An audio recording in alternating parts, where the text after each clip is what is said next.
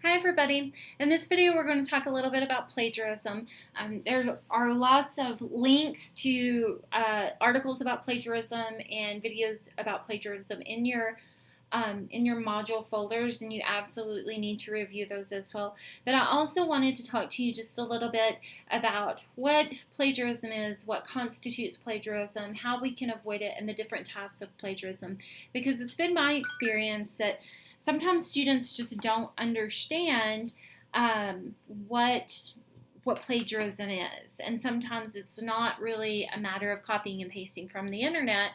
It's more of just a citation and non-attribution issue. So I just wanted to cover some of this material again. So plagiarism is like, the greatest evil ever done in the academic world. And it's when you represent that someone else's work is your own. When a student says, this is my work, and submits their work, whether that be for grading or whether it be to an academic journal or a book publisher, and says this is my own work, but it really came from someone else. And there are several different ways that this happens. The first is, of course, through cheating. Unfortunately, it does happen. And cheating is when a student or a writer copy and pastes from the internet. Unfortunately, technology has done great things for the world, but it's also made it very, very easy to find information and copy and paste.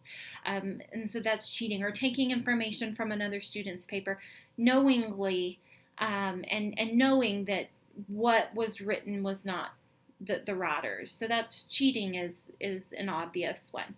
And luckily for us, we don't see that just too terribly much, but we do see a lot of problems with non-attribution. And non-attribution happens when when a writer has gotten information from another source and doesn't properly cite that source, doesn't give credit where credit is due. And it's usually inadvertent. The writer doesn't mean to do it. The writer isn't meaning to steal, which is really what plagiarism is. They just haven't attributed the information to someone else properly.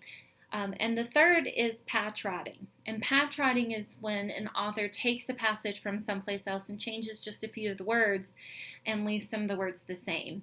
And that's plagiarism as well. All three of these are plagiarism.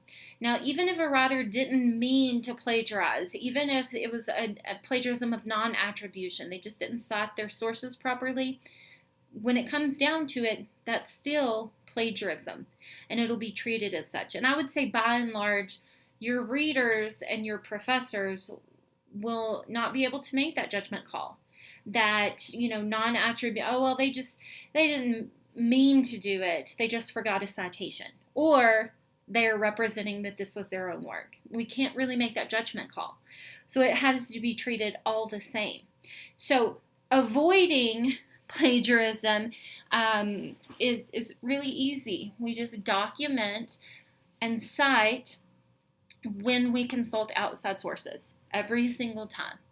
Anything we get that we did not think of or is not common knowledge, we provide documentation for that. We provide citation so that our reader knows when they read our work that even though we've incorporated these other ideas into our paper, they originated someplace else.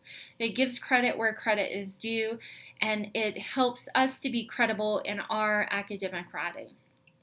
If you have any questions about plagiarism, please be sure to let me know.